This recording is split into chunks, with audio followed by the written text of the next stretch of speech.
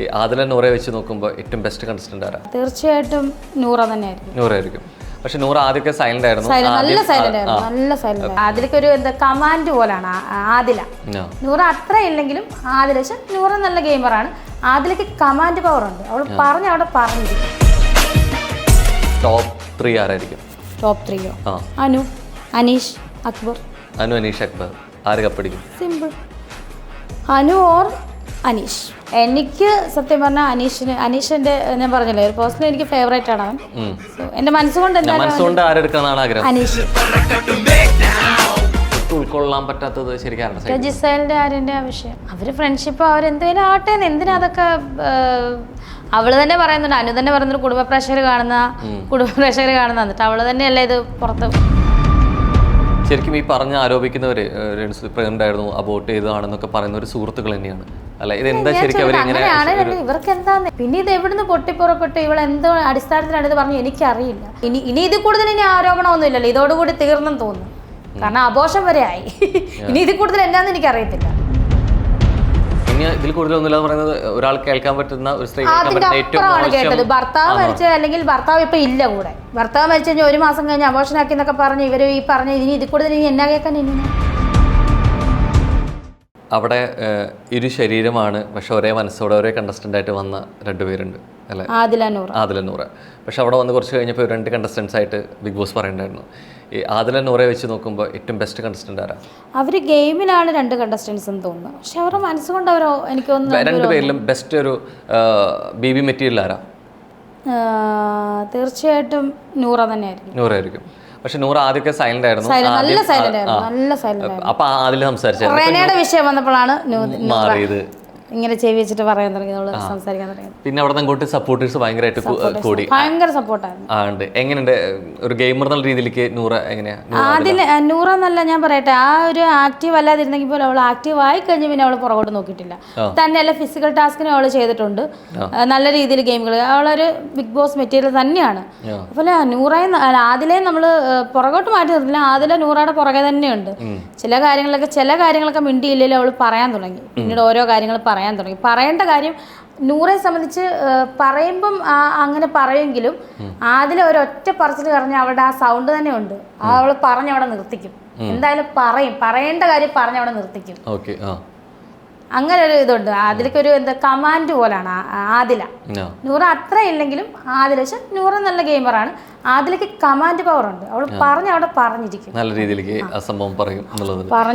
ഇത്രയും വന്നു, എവിക്ഷൻസ് കഴിഞ്ഞു, ഏറ്റവും പോവാണ്ട ആളല്ല എന്ന് തോന്നിയത് ബിൻസി ആയിരുന്നു.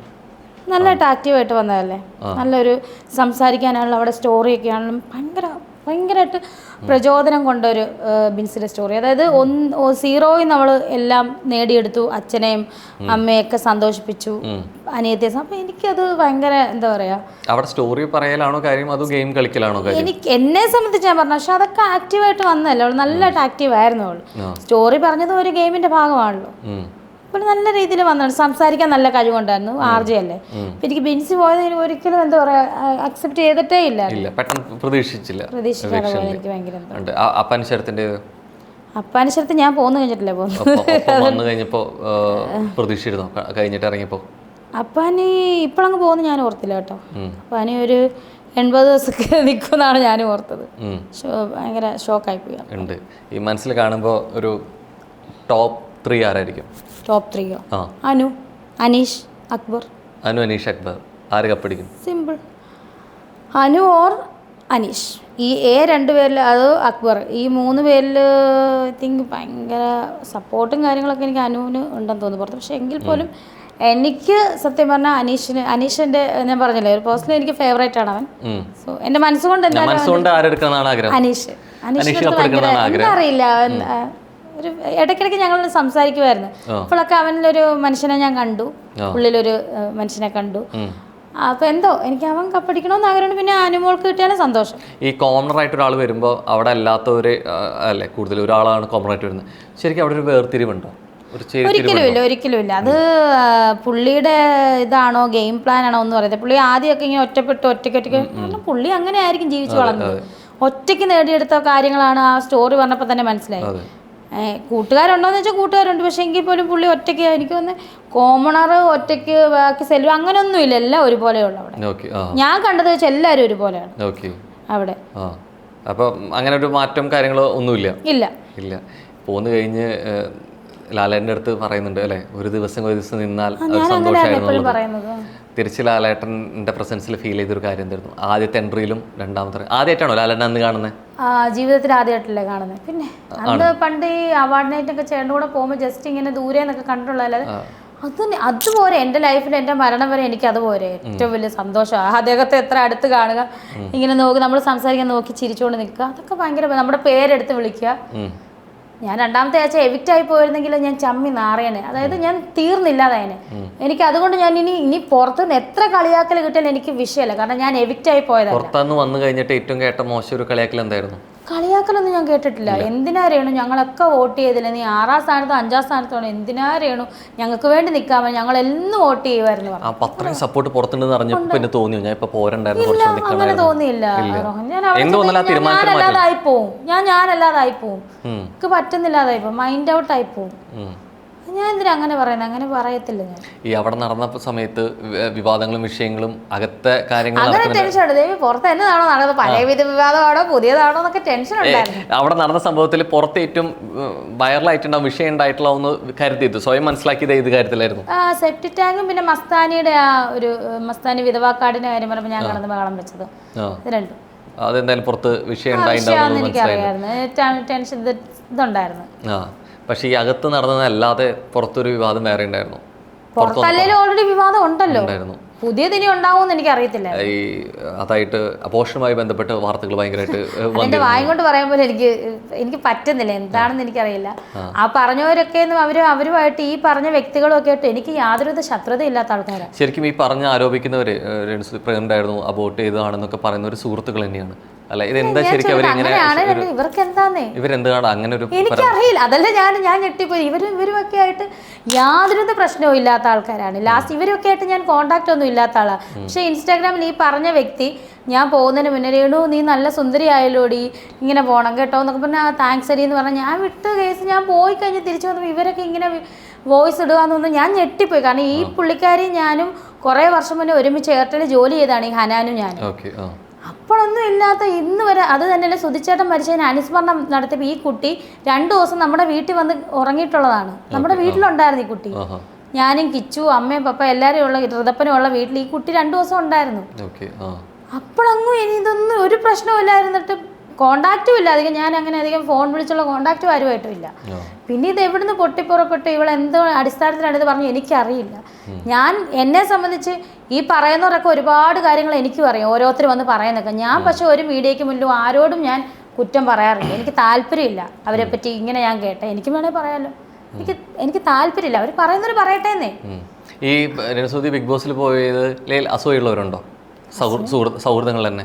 സൗഹൃദങ്ങൾ എന്ത് അസൂയ എന്നെ. അവർക്ക് പിന്നെ ഒരു കാര്യമുണ്ട്, അവർക്ക് പോകാൻ പറ്റാത്ത എല്ലാവർക്കും കയറുന്ന പ്ലാറ്റ്ഫോം. ഈ ഹനാൻ തന്നെ ഒരു ദിവസം ഏതാണ്ട് 2ാമത്തെ ദിവസം കണ്ട് വയ്യാതെ വന്നിട്ട് എനിക്ക് തോന്നുന്നു 7 8 ദിവസം അവൾ തന്നെയാണ് പറഞ്ഞത് തിരിച്ചു വന്നിട്ടുള്ളത്, അടുത്ത ഫ്ലൈറ്റ് കയറി വന്നിട്ടുള്ളതാണ്. അതിൽ കൂടുതൽ എന്തായാലും രേണുസുതി നിന്നല്ലോ. രേണുസുതി ആരും എവിറ്റാക്കി വിട്ടിട്ടില്ല, രേണുസുതി തന്നെയാണ് ഇറങ്ങി വന്നത്. എന്നെ പുറത്താക്കിയതല്ല, ഞാൻ തന്നെ വന്നു. ഞാൻ അത് ലാലേട്ടനും അവര് ഓപ്പൺ ആയിട്ട് പറഞ്ഞല്ലോ, ഇത് വോട്ടിന്റെ അടിസ്ഥാനത്തിലല്ല ഈ വിഷൻ. അവർക്ക് നിരന്തരം അവർക്ക് അവിടെ പറ്റുന്നില്ല, അവരപ്പം വന്ന് പറയും പോണം. ഞാൻ പറഞ്ഞതാണ്, അത് ഞാൻ ഇപ്പോഴും പറയുന്നില്ല. എന്നെ എവിക്റ്റാക്കി വിട്ടാലും ഞാൻ തന്നെ വോക്കൗട്ടായി വന്നതാണ് ഞാൻ. ഇനി എനിക്ക് യാതൊരു എൻ്റെ മൈൻഡ് ശരിയല്ലാത്തതുകൊണ്ട് ഞാൻ വന്നു. ഹനാനെന്നൊക്കെ പറഞ്ഞവർ പറഞ്ഞുകൊണ്ട് ഞാൻ പറയാം, ഇവര് ബിഗ് ബോസിൽ ചേർന്നിട്ട് എന്താണ് ഇവർ മലമറിച്ചത്? അവരെന്നെ പറ്റി ഇപ്പം പറയുന്നത്. എനിക്ക് അവരുമായിട്ട് യാതൊരു ശത്രുത ഇല്ലാത്തവരാണ്. പിന്നെ ഇത്രയും ആരോപണം, ഇനി ഇതിൽ കൂടുതൽ ഇനി ആരോപണമൊന്നും ഇല്ലല്ലോ, ഇതോടുകൂടി തീർന്നെന്ന് തോന്നുന്നു. കാരണം ആഘോഷം വരെ ആയി. ഇനി ഇതിൽ കൂടുതൽ എന്നാന്ന് എനിക്കറിയത്തില്ല. ഇതിനെപ്പറ്റി ഒന്നും പറയാൻ പോലെ എനിക്ക് ഷെയിമാണ്. കാരണം ഇനി ഇതിൽ കൂടുതലൊന്നുമില്ല പറയുന്നത്, ഒരാൾ കേൾക്കാൻ പറ്റുന്ന ഒരു സ്ത്രീ അപ്പുറമാണ് കേട്ടത്. ഭർത്താവ് മരിച്ചത്, അല്ലെങ്കിൽ ഭർത്താവ് ഇപ്പം ഇല്ല കൂടെ. ഭർത്താവ് മരിച്ചു കഴിഞ്ഞാൽ 1 മാസം കഴിഞ്ഞ് അബോർഷനാക്കി എന്നൊക്കെ പറഞ്ഞ് ഇവർ ഈ പറഞ്ഞ ഇനി ഇതിൽ കൂടുതൽ ഇനി എന്നാ കേൾക്കാൻ? ഇനി എന്നാ ഇതിലപ്പുറം ഇനി കേൾക്കാനില്ലല്ലോ. ഇനി എന്നെ ഇവർ കൊണ്ടുവരുന്നത് അടുത്തത്? ഇനി കൊണ്ടുവന്നാൽ പോലും എനിക്ക് യാതൊരു പ്രശ്നം. ഇത് കേട്ടിട്ട് പോലും ഞാൻ ചിരിക്കുകയാണ് ചെയ്യുന്നത്. എനിക്ക് ചിരിയാണ് വന്നത്. എനിക്കതൊന്നും വിഷയമല്ല. എന്തെങ്കിലും പറയട്ടേന്നേ. അവർക്ക് റീച്ച് കുറവാണെങ്കിൽ അവർ റീച്ച് കിട്ടുന്ന ആവശ്യമില്ലാത്ത പറയട്ടേന്നേ. എനിക്ക് വിഷയമല്ല. ഇനി ഇതിൽ മേലെ കേട്ടാലും അല്ലെ കേൾക്കില്ല എന്നുള്ള സാധനം. എൻ്റെ പൊന്നു ബ്രദർ, നമ്മൾ ഇത് കേട്ട് കഴിഞ്ഞാൽ ഏത് പെണ്ണാ തളരാത്തത്? അയ്യോ അബോഷനാക്കി സ്വിച്ച് ഔട്ട് അല്ലെ പുള്ളി മരിച്ചു. ഇത് കേട്ടിട്ട് ഞാനിങ്ങനെ ചിരിച്ചുകൊണ്ട് നിൽക്കും. ആയിക്കോട്ടെ, അങ്ങനെയാണെങ്കിൽ അങ്ങനെ ആണേലും അല്ലെങ്കിൽ ഇവർക്ക് എന്നാ പ്രശ്നം? ഞാൻ പെണ്ണല്ലേ? അപ്പം പെണ്ണുങ്ങൾക്ക് ഇതൊക്കെ സ്വാഭാവികമായിക്കോട്ടെ, അവർ പറഞ്ഞാൽ പറയട്ടെ, ഇല്ലെങ്കിൽ ഇല്ല. എനിക്കിപ്പോൾ അവരെ ആരെ ബോധിപ്പിക്കേണ്ട കാര്യമില്ല. എന്നെ അറിയാവുന്ന എൻ്റെ ഏറ്റവും ഇഷ്ട കാര്യങ്ങൾ അറിയാവുന്ന എൻ്റെ മൂത്ത മോൻ അറിയാം, അവൻ എല്ലാ കാര്യങ്ങളും. ഞങ്ങൾ നല്ല ഫ്രണ്ട്സാണ്. എന്തുണ്ടല്ലോ ഞാൻ അവരോട് ഇതുപോലെ ഞങ്ങൾ ചിരിച്ച് കളിച്ച് ഞങ്ങൾ സംസാരിക്കുന്നത്. എടാ ഇങ്ങനെ കുറേ പോകാൻ പറയാം, അമ്മ എന്തേലും പറയട്ടെ. പിന്നെ എൻ്റെ വീട്ടുകാർക്കും എന്നെ അറിയാം എന്താ കാര്യങ്ങളെന്നൊക്കെ. പിന്നെ ഞാനെന്തിനാ ടെൻഷൻ അടിക്കുന്നത്? ഈ പോയി കഴിഞ്ഞ് കഴിഞ്ഞാൽ ഇപ്പോൾ ചിലവർക്ക് പറയും നെഗറ്റീവായിട്ടുള്ള ഒരു പോസിറ്റീവ് ആവും, പോസിറ്റീവ് നെഗറ്റീവ് ആവും, അങ്ങനെ രണ്ടും മാറി മാറി വരാറുണ്ട്. ഇതല്ലാതെയും വരാറുണ്ട്. രേണു സംബന്ധിച്ചിടത്തോളം കിട്ടിയ ഇത് എന്താണ് ശരിക്കും? പോസിറ്റീവ് ആണ്? എനിക്ക് പോസിറ്റീവായിട്ടാണ് തോന്നിയത്. ഇറങ്ങി വന്നപ്പോൾ ഒരുപാട് പേര് പറഞ്ഞു നെഗറ്റീവ് മാറി പോസിറ്റീവ് ആയിരുന്നു. നെഗറ്റീവ് ഉണ്ടായിരുന്നു എന്ന് മനസ്സിലായിരുന്നു? നെഗറ്റീവ് ഉണ്ടായിരുന്നു അങ്ങനെ ഇവിടുന്ന് പോയപ്പോൾ? അതായത് മറ്റുള്ളവരുടെ മനസ്സിൽ ഞാൻ നെഗറ്റീവ് അല്ലെന്ന് എനിക്കറിയാം, ഞാൻ എന്താണെന്ന് എനിക്കറിയാം. പക്ഷെ മറ്റുള്ളവരുടെ മനസ്സിൽ നെഗറ്റീവായിട്ട് പോയ രേണുസുതി ഒത്തിരി കമൻറ്റും ഞാൻ കണ്ട്. തിരിച്ചു വന്നപ്പോൾ പോസിറ്റീവായി. ഒരുപാട് പേര് ഹോട്ട്സ്റ്റാറിൽ നമുക്ക് ലൈവ് ഉണ്ടായിരുന്നല്ലോ, ലൈവ് രേണു ചേച്ചിയെ പറ്റി ഇങ്ങനെയല്ല ഞങ്ങൾ ഓർത്തത്, ഭയങ്കര ദേഷ്യമാണ് ചേച്ചി. പോകുമ്പോഴത്തേന് ചേച്ചി വേറെ രീതിയാണ് ഞങ്ങൾക്ക്. ചേച്ചി അവിടെ ചെന്നപ്പോൾ ചേച്ചി എന്ത് ഇത്ര ഉള്ളോ ചേച്ചി, ഇത്ര പാവമായിരുന്നു. ഞങ്ങൾ നെഗറ്റീവ് മാറി പോസിറ്റീവായിട്ട് മാറിയ രേണു ചേച്ചി തന്നെയാണെന്ന് പറഞ്ഞു. എന്നോട് പറഞ്ഞാൽ എനിക്ക് സന്തോഷമേ ഉള്ളൂ. അത്രയും ദിവസം നിന്നെങ്കിൽ ഇനിയിപ്പം കൂടുതലും കൂടെ നിന്ന് കഴിഞ്ഞാൽ ഇനി എന്നായി തീരുമെന്ന് എനിക്കറിയാം. ശരിക്കും ഇതിലെന്താ സംഭവിക്കുന്നത്? ബിഗ് ബോസിൽ പോയി നിന്ന് വന്നു കഴിഞ്ഞിട്ട് അതിൻ്റെ ഫെയിം, റെമ്യൂണറേഷൻ അല്ലെങ്കിൽ കപ്പെടുക്കൽ, അതാണോ എന്റെ പാവത്തം കാണിക്കാൻ വേണ്ടി പോയതാണ്? പാവത്തം കാണിക്കാൻ ഞാൻ അങ്ങനെ പോകത്തില്ല. പാവത്തം ഞാൻ സത്യം പറഞ്ഞ പാവമാണല്ലോ. ഇനി പാവത്തം കാണിക്കാൻ അതിനകത്ത് പോകേണ്ട കാര്യമില്ലല്ലോ. ഞാൻ പാവമാണ്. പാവത്തം കാണിക്കാൻ അതിനകത്ത് എന്തിനാ പോകുന്നത്? എന്നെ അറിയാവുന്നവർക്ക് ഞാൻ പാവമാണ്.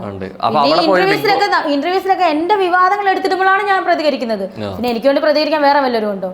എന്റെ കൂടെ വേറെ വല്ലവരും ഇരിക്കുന്നുണ്ട് ഇന്റർവ്യൂസിൽ പ്രതികരിക്കാൻ വേണ്ടിയിട്ട്. അപ്പൊ അങ്ങനെ പ്രതികരിക്കുന്നത് പാവമല്ലെന്ന് പറഞ്ഞിട്ട് എന്റെ കാര്യം. ഇത് ശാരികേച്ചിയുടെ അടുത്ത് പറയുന്ന ഒരു സാധനം ഉണ്ടല്ലോ, എന്തിനിങ്ങനെ നിങ്ങൾക്ക് വന്ന വിഷയം വന്നാൽ ഞാൻ പ്രതികരിക്കില്ലേ? ചെയ്യും. അതിനല്ലേ ഞാൻ ചെയ്തു. ഞാൻ പിന്നെ സ്കിറ്റ് അത് ഭയങ്കര തഗ്ഗായിരുന്നു പുറത്ത്, കണ്ടിരുന്നോ? ഞാൻ സ്കിറ്റ് കളിക്കുമായിരുന്നു ഇത്ര നേരം. ഞാൻ പ്രതികരിച്ചു. മുഖത്ത് തൂക്കുന്ന എന്തോ നെവിൻ പറഞ്ഞു. അതെ വിഷയത്തിൽ വന്നു എന്നുള്ള സാധനം. ഇനി വന്നു പോയ പോലെയല്ല, പ്രൊഫൈലും ഭയങ്കര മാറ്റമായി. ഞാൻ ചങ്ങനാശ്ശേരിയിലൊക്കെ ഇറങ്ങിയപ്പോ നേരത്തെ ഓടി വരുമായിരുന്നു ചേച്ചി. ഇപ്പൊ അങ്ങനല്ല, ഇപ്പൊ വേറെ രീതിയിലൊക്കെ ഞങ്ങളൊന്ന് എന്തിനാ ഇങ്ങനെയൊക്കെ പറയാം? നിങ്ങളൊന്ന് എടുത്തോ. അവർക്കൊരു ഇതൊക്കെ എന്തോ മാസ്ക് ഒക്കെ വെച്ചിട്ടാണോ നടക്കുന്നത്? അല്ല, അപ്പൊ എല്ലാരും മാസ്ക് ഒക്കെ വെക്കണോന്ന് പറഞ്ഞു. ബ്ലോക്ക് ഒക്കെ ആകുന്നു. ബ്ലോക്കായോ റോഡില്? ഞങ്ങളുടെ ചങ്ങനാശ്ശേരി വന്നിറങ്ങി മറ്റേല് പറയുള്ളൂ. ഷാറുഖ് വന്നിറങ്ങി ബ്ലോക്ക് ആക്കി. വന്നിറങ്ങി ബ്ലോക്ക് ആക്കി. എറണാകുളത്തോട്ട് വരാൻ വേണ്ടിട്ട് വന്നു. കാറ് വരാൻ വേണ്ടി വെയിറ്റ് ചെയ്യായിരുന്നു ഫ്രണ്ടിന്റെ. അപ്പൊ അവിടെ ഇറങ്ങി കുറച്ചു നേരം നിന്നപ്പോ ആൾക്കാരെല്ലാം കൂടി വണ്ടിയൊക്കെ ഭയങ്കര പെട്ടെന്നൊന്ന് വാടാ ഒന്ന് കാറിൽ കയറട്ടെ എന്ന് പറഞ്ഞു ആൾക്കാരൊക്കെ. കാരണം ബ്ലോക്ക് ആകിയാൽ നമ്മളെ തെറി വിളിക്കത്തില്ല ആൾക്കാർ, വണ്ടിക്കാര്. ഇതിപ്പോ പുറത്തിറങ്ങാൻ പറ്റാതല്ലോ, പറതൊക്കെ മാസ്ക് ഇട്ടിട്ട് വരേണ്ടി വരും. മേടിക്കണം. പണ്ട് മറ്റേ നെസ്രിയൊക്കെ ലുലു മാളിൽ വന്ന് കേട്ടിട്ടുണ്ട് ഇങ്ങനെ ഒരു പ്രൈവസിക്ക് വേണ്ടിട്ട്. അല്ല, ഇതിന് മുന്നേ രേണുസുതി എല്ലാവർക്കും അറിയാലോ വിവാദങ്ങൾക്ക് ഉണ്ട്. എന്നാലും അത് കൂടി ബിഗ് ബോസ് ബിഗ് ബോസ് ചേച്ചി എന്നൊക്കെ പറഞ്ഞ എൻജോയ് ചെയ്യുന്നുണ്ട് അല്ലേ? ചിരി വരുന്നു. ഒന്ന് പോയി എൻജോയ് എത്ര ഉദ്ഘാടനത്തിന് എത്ര വാങ്ങുന്നത്? പിന്നെ അങ്ങോട്ട് പറയാം. ഇനി പറയത്തില്ല, ഇനി മാനേജറൊക്കെ ഉണ്ട്, അവര് പറഞ്ഞോളൂ. ഞാൻ വരുന്ന സമയത്ത് മറ്റേ ഇന്റർവ്യൂവിന് രേണു ചേച്ചി ഒറ്റയ്ക്ക് വരുന്ന ആളാ. ഇന്ന് വരുമ്പോ മാനേജേഴ്സ് ഉണ്ട് അല്ലേ? 2 പേരെ കൊണ്ടുവന്ന് അവര് കാര്യങ്ങളൊക്കെ നോക്കി സെറ്റായതിനു ശേഷമാണ് ഇവിടെ ആക്കുന്നത്. ഫുൾ ഡീലിംഗ് പരിപാടികള്. കോൾ എടുക്കുമ്പോ എടുക്കുന്നത് വേറെ മാനേജറാണ്. 10 ലക്ഷം രൂപ വരെ ഒരു ഇന്റർവ്യൂ. പ്രൊഫൈൽ മാറ്റോ ഇനി? പഴയ പോലെ ഞാൻ അത്തരം ഷോർട്ട് മൂവികൾ ചെയ്യില്ല, സിനിമ മാത്രം ചെയ്യുമോ തീരുമാനിച്ചു? ഒരിക്കലും ഷോർട്ട് മൂവിൽ ഞാൻ ഇനി അടുത്ത ദിവസം തന്നെ എനിക്ക് ഇതുണ്ടല്ലോ, ഷൂട്ട് ഉണ്ടല്ലോ. എന്തിനാ അങ്ങനെ ചെയ്യാതിരിക്കുന്നത്? നമുക്ക് വരുന്ന വർക്ക് സന്തോഷത്തോടെ ചെയ്യണം. പിന്നെ ഷോർട്ട് ഫിലിം ചെയ്യുന്നതിന് തന്നെ കുഴപ്പമില്ല. എല്ലാവരും ഷോർട്ട് ഫിലിമിലൊക്കെ എനിക്ക് സന്തോഷമുള്ളതൊക്കെ ചെയ്യുന്നത്. ആൽബം ചെയ്യാൻ അടുത്ത ആഴ്ച ഷൂട്ടുണ്ട്. ഈ വന്ന് ബിഗ് ബോസ് ഇറങ്ങി വന്നിട്ട് സിനിമ ഓഫറുകൾ വന്ന ഏതൊക്കെയാണ്? ഓഫർ സിനിമ നമ്മൾ ഒരെണ്ണം എഗ്രിമെന്റ് ചെയ്ത് എനിക്ക് വന്ന് ഞാൻ അവിടെ ചെന്നപ്പം പെട്ടെന്ന് തുടങ്ങി എൻ്റെ വേഷം വേറൊരു കുട്ടിക്ക് കൊടുത്തു. കാരണം ലേറ്റ് ആയതുകൊണ്ട്. അപ്പോൾ അവരെന്നെ ഡയറക്ടർ വിളിച്ചായിരുന്നു, രേണുസുതി വേറൊരു ക്യാരക്ടർ വേഷം തരാം എന്നെ വിളിക്കും. അപ്പം ഞാനിപ്പോൾ വന്നതല്ലേ ഉള്ളൂ, പിന്നെ വിളിച്ചില്ല ഞാൻ. ഫാമിലി സർക്കസ് എന്ന് പറഞ്ഞ മൂവി, അതിന് എനിക്കൊരു വേഷമുള്ളായിരുന്നു, നല്ല വേഷമായിരുന്നു. ഇനി അങ്ങനെയില്ല, ഷോർട്ട് മൂവി ചെയ്യില്ല എന്ന തീരുമാനമൊന്നുമില്ല? ഒരു തീരുമാനം ഞാൻ ചെയ്യും, നല്ല കാര്യമല്ലേ, എനിക്ക് ഇഷ്ടമാണ്. ഇനി ഞാൻ എടുക്കുന്ന വേഷങ്ങളിൽ ഞാൻ സെലക്റ്റീവ് ആവും, അങ്ങനെയുണ്ടോ? സെലക്റ്റീവ് ആകണം. കാരണം എല്ലാം കാണുന്നതിനെല്ലാം കയറി ചെയ്യത്തില്ല, ഞാൻ നോക്കും, സ്റ്റോറി നോക്കും, ഞാൻ ചെയ്ത എങ്ങനെയാണത് പുറത്തിറങ്ങുന്നത് അറിയുന്നത് എന്നൊക്കെ നോക്കിയിട്ട് ഞാൻ ചെയ്തു. പിന്നെ കുറേ കാര്യങ്ങൾ എല്ലാവരും ഇപ്പോൾ ചോദിക്കുന്നതിനൊക്കെ ഞാൻ പണ്ടൊക്കെ എപ്പോഴും എന്താ പറയുക, ഇപ്പം മീഡിയാസ് ആണെങ്കിലും വരുമ്പോൾ നമ്മൾ ഒന്നും ഓർക്കാതൊക്കെ ഞാൻ ചിലപ്പോൾ പറയും. പിന്നെ അങ്ങനെ അല്ലായിരിക്കും, ഞാൻ കുറച്ച് കാരണം അവിടെ ചെന്നപ്പോൾ ഞാൻ കുറേ കാര്യങ്ങൾ ഞാൻ സ്വന്തമായിട്ട് പഠിച്ചു. ഇപ്പം പറഞ്ഞ പോലെ ലൈവ് കാണാൻ പോയെങ്കിലും കുറേ ലൈവ് ഞാൻ ഉള്ളിൽ പഠിച്ചിട്ടുണ്ട്, എന്തൊക്കെ കാര്യങ്ങളാണ് ഇനി ചെയ്യേണ്ടത്, പുറത്തോട്ടിറങ്ങി ചെയ്യേണ്ടത്. ചോദിക്കുന്നതെല്ലാം നമ്മുടെ ഭാഗം കൂടെ നോക്കണം, നോക്കിയിട്ടേ നമ്മൾ പറയാവുള്ളൂ. അല്ല നമ്മുടെയും കൂടെ നമ്മൾ ഒന്നും നോക്കാതെ പറഞ്ഞു കഴിഞ്ഞാൽ നാളെ നമുക്ക് തിരിച്ചടിയാവും. കുറച്ച് കാര്യങ്ങളൊക്കെ ഞാൻ പഠിച്ചു, ചെയ്യേണ്ട കാര്യങ്ങളൊക്കെ ഉണ്ട് എന്നുള്ളത്. ഇപ്പം തോന്നുന്നുണ്ടോ ഞാൻ പണ്ട് വീഡിയോ ചെയ്യുമ്പോഴും അഭിപ്രായങ്ങൾ പറയുമ്പോഴും കുറേ കൂടി ശ്രദ്ധിക്കണമായിരുന്നു എന്ന് തോന്നുന്നുണ്ടോ? അത് എല്ലാ കാര്യങ്ങളിലും ഇല്ല, ചില അബദ്ധങ്ങളൊക്കെ പറ്റൂല. ഞാൻ അത് പല ഇൻ്റർവ്യൂസിന് പറഞ്ഞു, അതിനൊക്കെ മാറ്റം വേണമായിരുന്നു എന്ന് തോന്നുന്നുണ്ട്. ഇനിയിപ്പോൾ ഇനിയെങ്കിലും ശ്രദ്ധിക്കണം. ഇനിയിപ്പോൾ പറയാൻ പറ്റും നാളെ ഇനി അബദ്ധം പറ്റുമോ, നമ്മൾ ഏത് പോലീസുകാർക്കും അബദ്ധം പറ്റുമെന്ന് പറഞ്ഞാൽ നാളെ ഇനി എന്തെങ്കിലും അബദ്ധം പറ്റുമോ എന്ന് നമുക്കറിയില്ല, നമ്മുടെ വായനാക്കുമല്ലേ. പിന്നെ മാക്സിമം നമ്മൾ ശ്രദ്ധിക്കണം എല്ലാ കാര്യങ്ങളും. ഉണ്ട്. ഈ ഫിനാലേക്ക് വിളിച്ച പോവോ? ഫിനാലേക്ക് അവർ സന്തോഷത്തോടുകൂടി എല്ലാവരും വിളിച്ചാൽ പോകാതിരിക്കാൻ പറ്റില്ല. ഫിനാലേക്ക് മുമ്പ് ഒരു 10 ദിവസം കൂടി അവസാനത്ത് കയറണം എന്ന് പറഞ്ഞു. അയ്യോ ഇല്ല, ഫിനാലേക്ക് വിളിക്കട്ടെ, അപ്പോൾ പോവാം. ഉണ്ട്. ഇനി പുറത്ത് പോയ ഒരാളെ അകത്തിടാനുള്ളൊരു പവർ കിട്ടണം, ആരകത്തിടും? പുറത്ത് പോയ ഒരാളെ അകത്തിടാൻ ശാരിക, അവൾക്ക് നല്ല വാക്ക്. ശാരിക ചേച്ചിയാണോ? KB hot seat lady big boss. Lady big boss ആൾക്കാണ് എന്നുള്ള രീതിയിലേക്ക് കുറെ കൂടെ ഹോട്ട് സീറ്റ് ചെയ്യട്ടെ അവരവിടെ പോയി കുറെ എണ്ണത്തിന് അവിടെ പോയിട്ട് ഹോട്ട് സീറ്റ് ചെയ്യാനാണോ പോയി? അത് ചെയ്തായിരുന്നല്ലോ അവിടെ 2 പ്രാവശ്യം ചെയ്ത് പ്രശ്നമായില്ലോ. ശാരിക ചേച്ചിയുടെ മറ്റേ കലാഭവൻ ശാരിക ചേച്ചിയുടെ അവിടെ ചെയ്തതില് ഇപ്പൊ എന്തെങ്കിലും ആക്ഷൻസ് പലരും അവരുടേതായിട്ടുള്ള കോൺട്രിബ്യൂഷൻസ് ഉണ്ടായിട്ടുണ്ട്. ഒട്ടും ഉൾക്കൊള്ളാൻ പറ്റാത്തത് ആരുടെ സൈഡിൽ നിന്ന് വന്നായിരുന്നു? ഏതാ എനിക്ക് മനസ്സിലായി. ഇപ്പൊ ഓരോരുത്തരും അവരുടേതായിട്ടുള്ള കുറെ കോണ്ടന്റുകൾ ഉണ്ടാക്കുന്നുണ്ടല്ലോ, സെൽഫായിട്ടുള്ള അഭിപ്രായങ്ങൾ പറയുന്നു. ഒട്ടും ഉൾക്കൊള്ളാൻ പറ്റാത്തത് ശരിക്കും ജിസേലിന്റെ ആര്യന്റെ വിഷയം ആണ്. അവര് ഫ്രണ്ട്ഷിപ്പ് അവരെന്തെങ്കിലും ആട്ടെ, എന്തിനാ അതൊക്കെ? അവള് തന്നെ പറയുന്നുണ്ട്, അനു തന്നെ പറയുന്നുണ്ട്, കുടുംബ പ്രേക്ഷകർ കാണുന്ന എന്നിട്ട് അവള് തന്നെയല്ലേ ഇത് പുറത്ത്. ജിസേൽ ഓൾറെഡി ബിഗ് ബോസ് ഉണ്ടായിരുന്ന ആളാണ്. അവർക്ക് വീണ്ടും അവസരം കിട്ടുന്നതിനോട് എന്താ അഭിപ്രായം? അത് ഹിന്ദി ബിഗ് ബോസ് അല്ലേ? എന്നാൽ പോലും ഒരിക്കൽ പ്ലാറ്റ്ഫോമിൽ വന്നതല്ലേ, വീണ്ടും അവര് കാലൊടിഞ്ഞു പോയതല്ലേ, അവർക്ക് കാലിന് എന്തോ പ്രശ്നം വന്നിട്ട് പോയതാ, പിന്നെ അവർക്ക് വീണ്ടും മലയാളത്തിലേക്ക് കിട്ടുക. അത് നമുക്ക് അതിനകത്ത് വേറൊരു അഭിപ്രായം ഒന്നുമില്ല, ഒരു എതിരുമില്ല, ഒന്നുമില്ല. നമ്മുടെ സീസൺ മലയാളം ബിഗ് ബോസ് ആണ്, മലയാളത്തിൽ സംസാരിക്കുന്നത് പറയാറുള്ളൂ. പക്ഷേ ഈ സീസണിൽ ഭയങ്കരമായിട്ട് അത് അല്ലെ ഇംഗ്ലീഷ് സംസാരിക്കുന്നവർ കൂടുതൽ പേരുണ്ട്. ഈ പ്രവണതയോട് യോജിപ്പുണ്ടോ? മലയാളം ബിഗ് ബോസ് ആകുമ്പോൾ മലയാളത്തിൽ തന്നെ കഴിവ്, അവർക്കൊക്കെ മലയാളം അറിയാവുന്നവരല്ലേ, ഇംഗ്ലീഷ് മാത്രം അറിയാവുന്നവരൊന്നും അല്ലല്ലോ, മലയാളം നന്നായിട്ട് അറിയാവുന്നവർ അവിടെ ഉള്ളവരല്ല. പിന്നെ സംസാരിക്കുമ്പോൾ എന്തെങ്കിലും പ്രൊണൗൺസിയേഷൻ എന്തെങ്കിലും വ്യത്യാസം വരുന്ന ഈ രീതി മലയാളത്തിൽ കുറച്ച് ഇംഗ്ലീഷിലൊക്കെ സംസാരിക്കുന്ന ജിസയിലും ആര്യനും ഒക്കെ തന്നെയാണ്. അതായത് മലയാളം കുറച്ച് അറിയത്തുള്ളൂ എന്ന രീതിയിൽ, എന്നാലും അവർക്ക് മലയാളം അറിയാമല്ലോ. അപ്പോൾ അത് തെറ്റാണ്, ഇംഗ്ലീഷ് തന്നെ പറയാം. ഞാനും ഇടയ്ക്ക് പറയടാ ഇംഗ്ലീഷ് പറയാം, മലയാളം പറയടാ, ബിഗ് ബോസ് മലയാളം സീസൺ ആടാ എന്ന് ഞാനും പറയായിരുന്നു. കാരണം സാധാരണപ്പെട്ട ആൾക്കാർ ഇത് കാണുന്നുണ്ടല്ലോ, ഒരുപാട് പ്രേക്ഷകരില്ലേ, ഇംഗ്ലീഷൊന്നും അറിയാത്ത ആൾക്കാരുണ്ട്. അത് ലാലേട്ടൻ തന്നെ വന്ന് പറഞ്ഞല്ലോ, നിങ്ങൾ ഇനി പറയുന്നത് നമ്മൾ എഴുതി എഡിറ്റേഴ്സ് മടുക്കുമല്ലോ, മലയാളത്തിൽ എഴുതി ഈ വന്ന് ഭയങ്കരമായിട്ട് മോശമായിട്ട് സംസാരിക്കുന്നു, മോശം വാക്കുകൾ വരുന്നു. പ്രത്യേകിച്ച് അപ്പാനി, അക്ബർ എന്നുള്ള രീതിയിലേക്കൊക്കെ കുറേ വാക്കുകൾ വന്നു എന്നൊക്കെ പറഞ്ഞ് ഇതുണ്ടായിരുന്നു. എവിക്ഷൻ മുമ്പ് അപ്പാനോട് പറഞ്ഞായിരുന്നു. ശരിക്കും അവിടെ നമ്മൾ പുറത്തേക്കാത്ത രീതിയിലേക്ക് മോശം വാക്കുകൾ അവിടെ വരുന്നുണ്ടോ? നല്ല തെറിവിളിയൊക്കെയാണോ? അങ്ങനെ എന്താ പറയുക, എഡിറ്റ് അത് എന്താ പറയുക, വരുന്ന വാക്കുകൾ ലൈവിൽ തന്നെ കാണിക്കുന്നുണ്ടല്ലോ, ഹോട്ട്സ്റ്റാറിൽ കാണിക്കാൻ. അതിൽ കൂടുതലൊന്നും വന്നില്ല, വരുന്ന ലൈവും എഡിറ്റ് ആണോ? എനിക്ക് അതിനെപ്പറ്റി അതിൻ്റെ ടെക്നിക്കൽ സൈഡൊന്നും എനിക്കറിയില്ല. അതെങ്ങനെ എനിക്കറിയാത്തത്? ടെക്നിക്കൽ സൈഡ് എനിക്കറിയില്ല. പക്ഷെ അവിടെ മോശം വാക്കുകൾ വരാറുണ്ട്, കേൾക്കാൻ പറ്റാത്ത വാക്കുകൾ വരുന്നുണ്ടല്ലോ, സ്വാഭാവികം. എടാ പോടാ മറ്റവനെ അക്ബറെ വിളിച്ചിട്ടുണ്ട്, മാകൂട്ടിയൊക്കെ വിളിച്ചിട്ടുണ്ട്, ഒനീലുമായിട്ടുള്ള. ഞാനപ്പോൾ അവിടെ നിൽപ്പുണ്ട്, പക്ഷെ മാകൂട്ടി ഇങ്ങനെ ഇത്രയും വലിയ പ്ലാറ്റ്ഫോമിൽ തെറിയോ എന്നുള്ള രീതിയിലായി. അയ്യോ ഒന്ന് പുറത്തത് സർവ്വസാധാരണമായിട്ട് വിളിക്കും. നമ്മളാണെങ്കിലും സാധാരണ കൂട്ടുകാരൊക്കെ കൂടുമ്പോൾ നമ്മളും പറയുന്ന വാക്കുകളൊക്കെ. അപ്പം നമ്മൾ അവിടെ കടിച്ചു പിടിച്ച് നിൽക്കണമെങ്കിൽ എന്തുമാത്രം നമ്മളത് നോക്കിയിട്ടാണ്. ഇപ്പം അപ്പം രേണുസതി ഫുള്ള് സൈലന്റ് ആയതായിരിക്കും തോർക്കും, അവിടെ കടിച്ചു പിടിച്ച് നിന്നാ എത്ര പുറത്ത് എപ്പോഴെങ്കിലും ഇതൊക്കെ വിളിക്കാൻ തോന്നിയ സമയങ്ങളുണ്ടായിരുന്നു. കുറച്ചുകൂടെ കഴിഞ്ഞാൽ തോന്നിയാൽ എന്തെങ്കിലുമൊക്കെ കണ്ടു കഴിഞ്ഞാൽ ഉള്ള പോസിറ്റീവ് കൂടെ തകർത്തേരെ. അതിന് മുമ്പ് ഇങ്ങോട്ട് പോകുന്നു.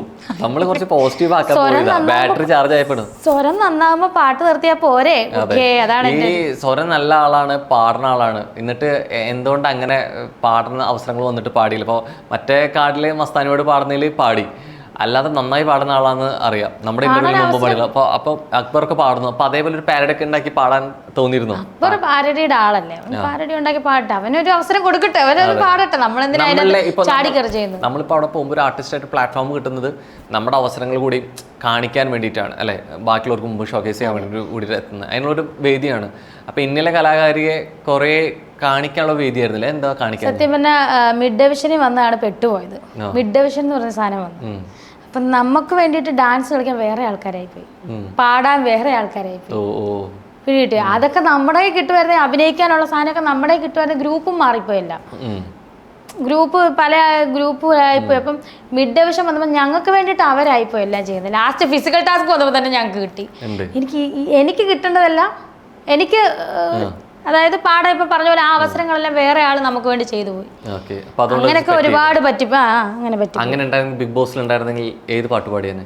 ഒരു അവസരം വന്ന് ബിഗ് ബോസ് പറയണ രേണുസുതി ഇപ്പൊ ഒരു പാട്ട് പാടും എന്ന് പറയുകയാണെങ്കിൽ ഏത് പാടും? മറ്റേ സാഗരങ്ങളെ ഇപ്പൊ പാടാൻ പോവാ. രണ്ടുപേര് പാടിയാ മതി, രണ്ടുപേര്. സാഗരങ്ങളെ പാടി ഉണർത്തിയ സാമഗീതമേ സാരസംഗീതമേ ഹൃദയ സാഗരങ്ങളെ പോരു നീൻ ലോലമാമി ഏകതാരയിൽ ഒന്നിളവേൽക്കൂ ഒന്നിളവേൽക്കൂ ആ സാഗരങ്ങളെ. ഇതൊക്കെ പാട്ടാണ്. 5 ലക്ഷം ഒട്ടും ഉള്ളി കിട്ടിയാരെ അല്ലേ?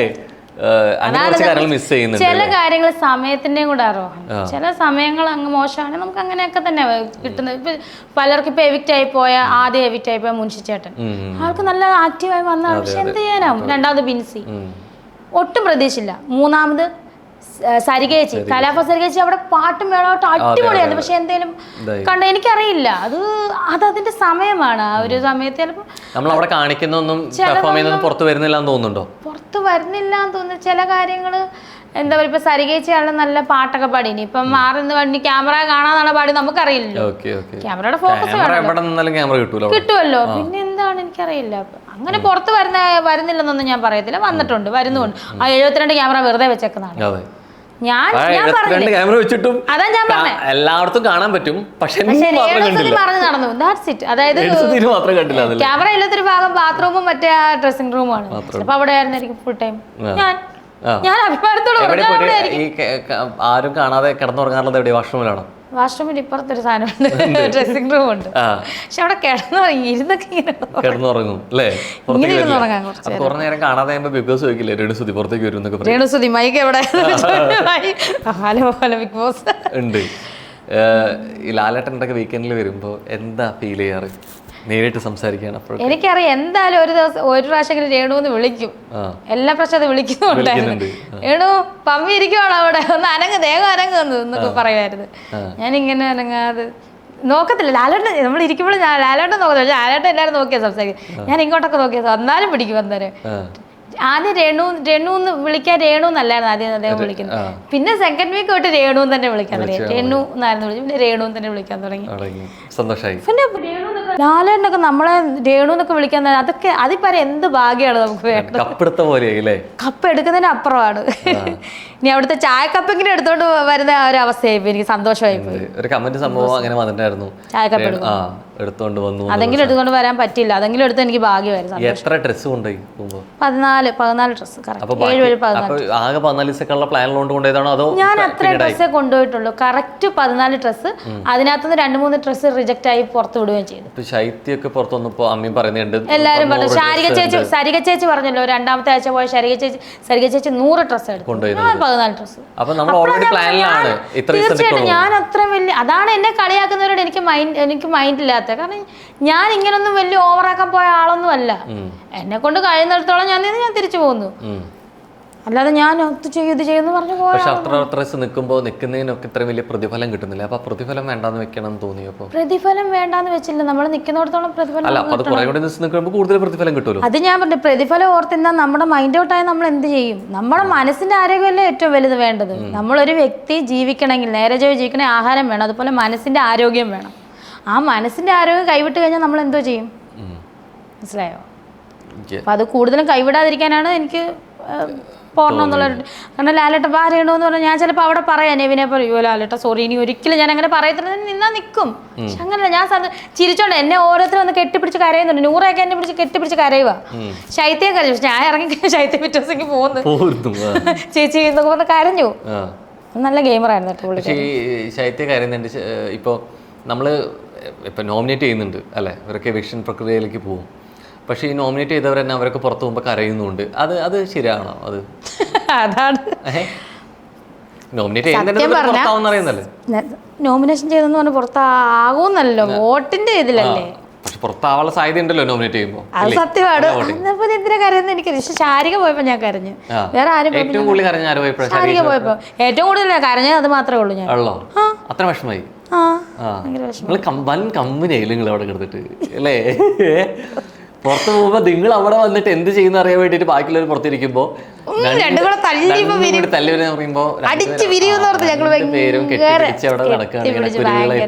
യുവമിഥുനങ്ങളെ പോലെ പാറി പാറി നടക്കുകയായിരുന്നു. എത്ര വേണ്ട പണികള്, കുറെ വെറൈറ്റി ടാസ്കുകളും പരിപാടികളായിരുന്നു. രേണുസുതിക്ക് ഇഷ്ടപ്പെട്ട ഏറ്റവും ബെസ്റ്റ് ടാസ്ക് എന്തായിരുന്നു? എന്ത് ടാസ്കിലും? എല്ലാറ്റിലും. മറ്റേ സ്വേച്ഛാധിപതിയായിട്ട് അവര് എന്നിട്ട് അടിമകൾ, നോമിനേഷൻ പവർ കൊടുത്തവർ മാത്രം അടിമകൾ. ഞങ്ങൾക്കൊന്നും നോമിനേഷൻ പവർ കിട്ടിയില്ല. നെവിനും ജിസൽ. അതായത് സംഭവം എനിക്ക് ചിരി വന്നില്ലെന്നറിയോ? അപ്പൊ ഇവരോട് പറഞ്ഞു നോമിനേഷൻ പവർ കൊടുക്കാൻ ഒരു കാർഡ്. ഞങ്ങളൊക്കെ ഇങ്ങനെ ഇരിക്കും, ഞങ്ങൾക്കൊന്നും തന്നില്ല. അപ്പൊ ഞാനും അനുമോളും ഒക്കെ നോക്കി, നമുക്കൊന്നും തന്നില്ല. കുറച്ച് കഴിഞ്ഞപ്പോൾ ഈ നോമിനേഷൻ പവറുള്ള 7 പേരും അടിമകളാകണമെന്ന് ചോദിച്ചാൽ നമ്മളൊന്നും അടിമകൾ. അപ്പൊ എന്നെ വന്ന് ഞങ്ങൾ അടുക്കള ജോലി തന്ന്, അപ്പൊ നെവിൻ എന്നോട് വന്ന് ആജ്ഞാപിക്കുന്നുണ്ടായിരുന്നു. ഞാൻ പിന്നെ നീ എന്തിനാ നീ അടിമകളോട് ആജ്ഞാപിക്കണം, ഞാൻ നിന്റെ അടിമയൊന്നുമല്ല, നമുക്ക് നോമിനേഷൻ പവറില്ല അങ്ങനെ പറഞ്ഞ് വിട്ടിട്ടുമുണ്ട് നെവിനെ. ഈ പോകുമ്പോൾ തന്നെ പറയുന്നുണ്ട് ഒരു ദിവസം വേണ്ടി മാത്രം നിൽക്കാൻ വേണ്ടിയിട്ട് പോകണമെന്ന് പറയുന്നുണ്ട്. പക്ഷെ അതിനൊപ്പം തന്നെ എവിക്ഷനിലോട്ട് വന്ന സമയത്ത് ഇവിടെ വീഡിയോ റെഡിയാക്കി വെച്ചിട്ടും പോയിട്ടുണ്ട്. എനിക്ക് വോട്ട് കുറവാണ്, നിങ്ങൾ വോട്ട് ചെയ്യണം എന്ന് പറഞ്ഞിട്ട്. അപ്പോൾ ഒരു ദിവസം പോകാൻ പ്ലാനുള്ള ആളെന്തിനാ പിന്നെ ഇവിടെ എവിക്ഷനിൽ വന്ന് കഴിഞ്ഞാൽ വോട്ട് വെച്ചിട്ടുള്ള വീഡിയോ ചെയ്ത്? അത് സത്യം പറഞ്ഞാൽ എൻ്റെ ഒരു കസിനാണ് എൻ്റെ ഇൻസ്റ്റഗ്രാം മാനേജ് ചെയ്തത്. അപ്പം പോകുന്നതിൻ്റെ പെട്ടെന്നാണ് എനിക്ക് കയറി വരാൻ പറ്റും. ഞാനെന്ന് തോന്നുന്നു 1-ാം തീയതി ചെല്ലുന്ന കണ്ടസ്റ്റൻസ്, എല്ലാവരും അതിന് മുന്നേക്ക് വന്നു. അതായത് അന്നത്തെ ദിവസം ഞാൻ പെട്ടെന്ന് ചെല്ലുന്നത്.